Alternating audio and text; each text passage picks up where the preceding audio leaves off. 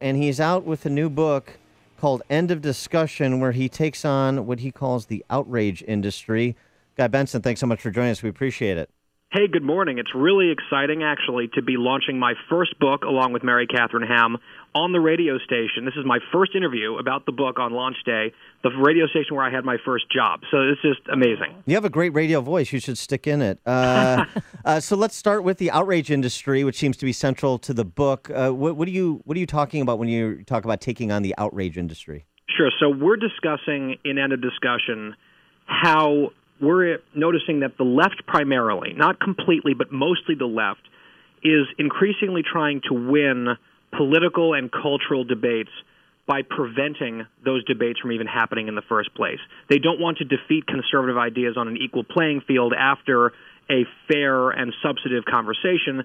They want to disqualify and delegitimize, often using phony, fake, manufactured outrage and bullying and name-calling. And who is the outrage industry? Sure. So when we call them the outrage industry, the outrage circus, and we really expose them in the book. We go into great detail describing this confluence of special interest groups like Media Matters, deep-pocketed left-wing organizations, the Democratic Party, much of the media, of course, groups like MSNBC, we're familiar with their work, and unions. There's a whole network of these people, and a lot of these outrages, they sort of seem organic, like, oh, wow, this is a national controversy, but they're not accidental. They are planned, and we have an entire chapter really going in depth on how these things are orchestrated, how the ringmasters get this circus running, and how that impacts the national debate. Well, and how it impacts the Republican Party, because a lot of Republicans are intimidated by the outrage industry, aren't they? I mean, and it's interesting to me, we have this conversation a lot, particularly on moral issues, moderate Republicans and conservative Republicans, certain issues, but there's great diversity of opinion, center-right. There is complete orthodoxy on the left, and so I wonder how you address kind of Republicans celebrating some intellectual differences, some policy differences, rather than kind of cannibalizing one another. Yeah, well, and that's one of the points that we make in End of Discussion repeatedly, which is we wrote the book. We're conservatives. Mary Katharine and I are big conservatives, as you guys know, and a lot of conservatives are going to buy the book.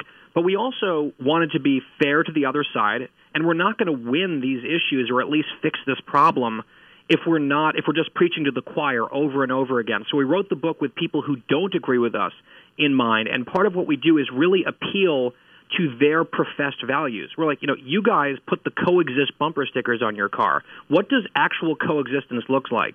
You say that you're open-minded and that you're tolerant. What does open-mindedness require in a free society? And that's when we talk, you don't have to agree with us, but let's at least discuss what we believe and why we believe it in an open and frank way rather than getting shut down.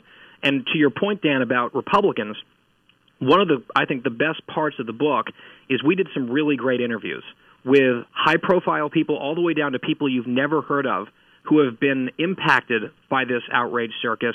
And at the end of the book, we wanted to give examples of Republican politicians in particular who took everything the outrage industry could possibly throw at them, stood tall, and beat it anyway. So we talked to Scott Walker exclusively for the book. We talked to a guy named Cory Gardner, who is now a senator from Colorado, who had this crazy War on Women campaign run against him, and he beat it. So we want to give Republicans in office in particular a light at the end of that tunnel.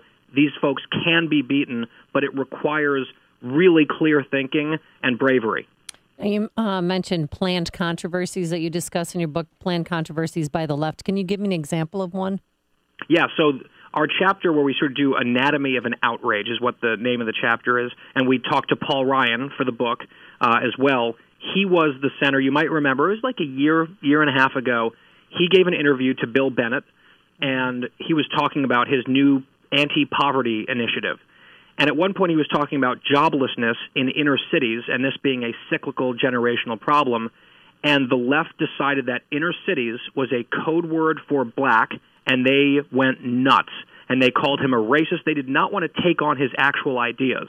They did not want to debate whether his policy prescriptions were going to help poor people or not. They weren't interested in that.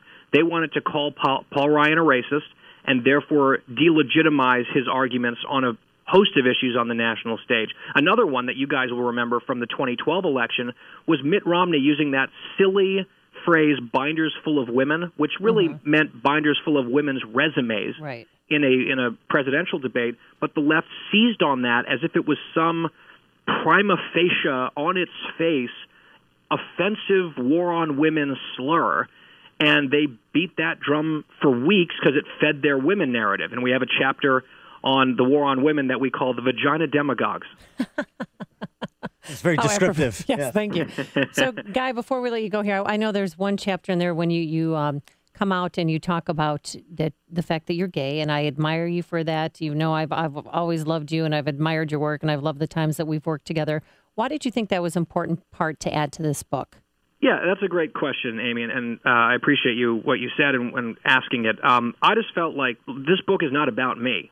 This book's not about Mary Katharine. End of discussion is about issues facing our country, but because, as you say, we have a chapter on gay rights and religious liberty, and the chapter title is Bake Me a Cake, Bigots.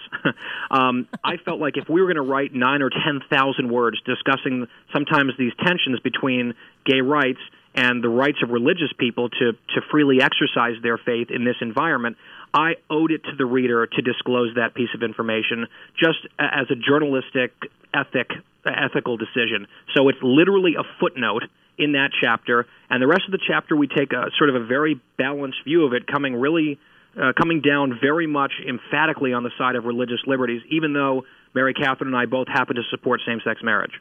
He is Guy Benson, and along with Mary Katharine Ham, he's the author of the new book, End of Discussion. He's also a talk show host on this station. You can catch him Sunday nights, 7 to 9 p.m., and he's also somebody that makes me feel bad about myself because he's a Northwestern grad. And he went on to great success, and I'm look at me. Stop it. Look at You're me. Fine. Congratulations on all your success. He's also the editor of townhall.com. Yes. Just makes me feel even worse about myself. Okay. Guy Benson. I just want to say, go Wildcats, and people, the book is available everywhere in bookstores today. You can also go to endofdiscussion.com. There you go. Guy Benson, thanks so much for joining us. We appreciate it. My pleasure.